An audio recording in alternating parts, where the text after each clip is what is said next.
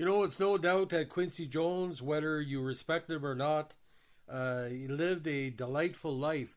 What he did for music and especially soundtracks in the 1960s and 70s was beyond the pale. Now, when he eventually became head of Mercury Records, of course, Quincy, a lot of people harken back, he died November 3rd, the age of 91 in Bel Air. When he became part of the breakthrough, as we call it, and became the vice president of Mercury. He was the first African American in '61 to hold the position. In the same year, the invitation of director Sidney Lumet, he composed music for The Pawnbroker, groundbreaking because it was one of the first pro-black and pro-Jewish movies in the same film together. It was the first of his nearly 40 major motion picture scores. Following the success of The Pawnbroker, he left Mercury and moved to L.A. After composing film scores for Mirage and The Slender Thread in 1965, he was in constant demand as a composer. Now, for me, it really 1967 stands out, and I'll tell you why in a second. His film credits over the next 7 years included Walk, Don't Run, The Deadly Affair, In Cold Blood, which was part of his the '67, the best movie year ever, and The Heat of the Night, one of the best soundtracks ever, in my opinion. And I would go to the yard arm to say this is for me the best of the 1960s. By Kenneth Gold, The Italian Job, Bob and Carol and Ted and Alice, Cactus Flower, The Out of Towners, They Call Me Mr. Tibbs, a sequel to Heat of the Night, The Anderson Tapes, Dollars, and The Getaway. He also composed The Street Beater, which became the theme music for the TV sitcom Sanford and Son, starring his close friend Red Fox, and the themes for other TV shows, including Ironside, Reebok, Banasek, The Bill Cosby Show, the opening episode of Roots, Mad TV, and the game show Now You See It. In the 1960s, he also worked as an arranger for Billy Eckstine, Ella Fitzgerald, Shirley Horn, Peggy Lee, Nana Mouskouri, Frank Sinatra, which kind of reboosted his career, Sarah Vaughan, and Dinah Washington. He solo recordings including Walking in Space, Gula Matari, Smackwater Jack, You Got a Bad Girl, Body Heat, Mellow Madness, and I Heard That. Now, Jones' 62 tune soul bossa nova, which also originated on the big band Bossa Nova album, was used as a theme for the '97 spy comedy Austin Powers' International Man of Mystery. Now, Jones eventually produced all 4 million-selling singles for Leslie Gore during the early and mid-'60s, including It's My Party, which went to U.S. #1, its sequel Judy's Turn to Cry, She's a Fool, and You Don't Own Me, which went #2 for 4 weeks.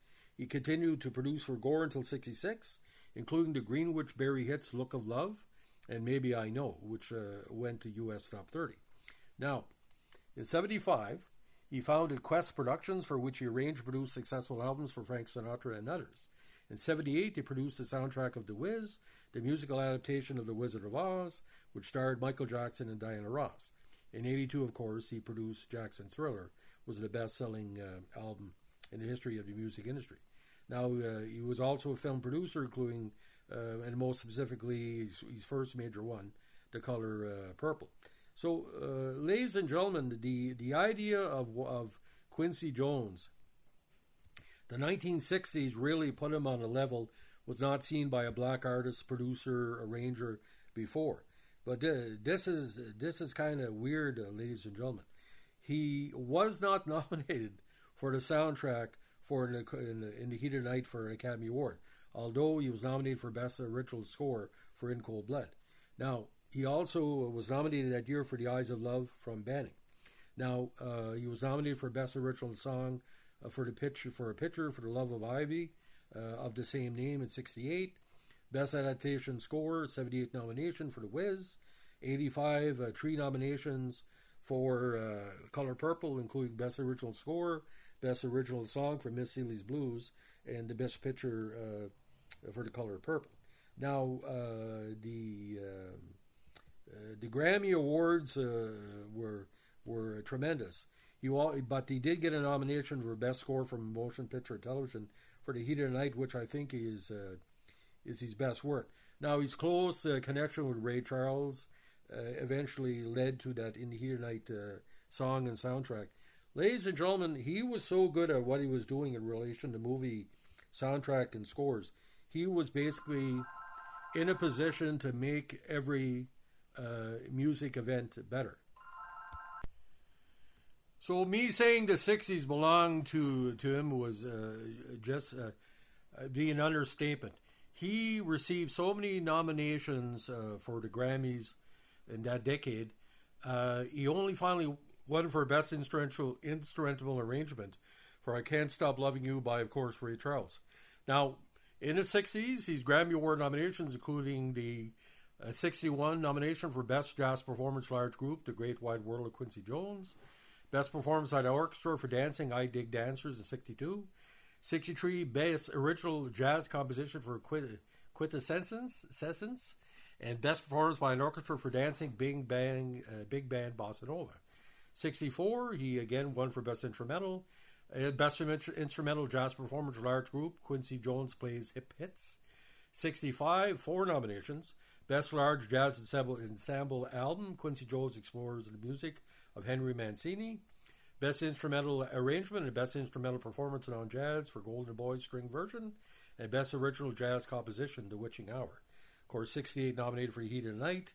Well into the 70s, many nominations. But he, in a later career, again, he broke the record for most Grammy wins. And, of course, won a Jean Hersholt Humanitarian Oscar in 1995.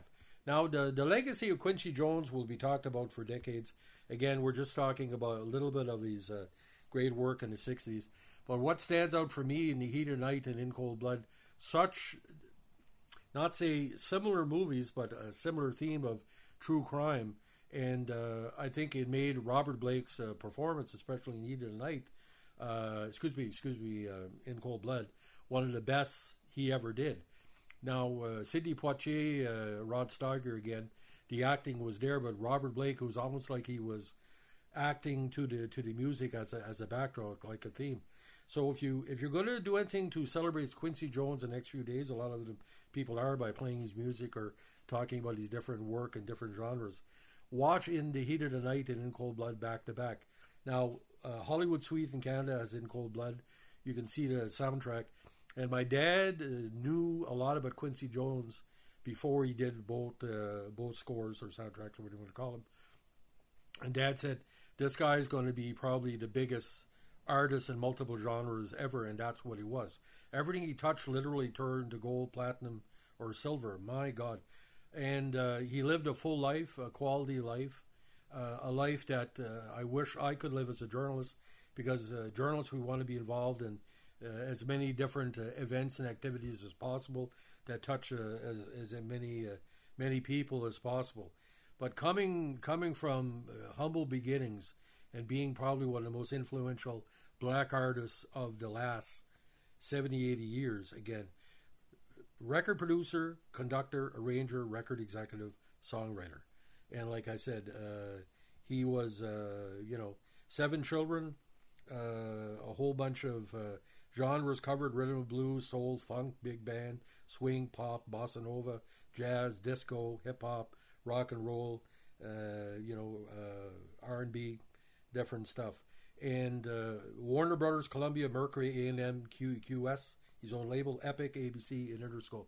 So, ladies and gentlemen, he had a delightful life, and the best thing I can say about Quincy Jones, how his influence my life, everything I got into for scores as a movie reviewer, a movie archivist, a movie essayist, comes from the 67 In the Heat of the Night in Cold Blood.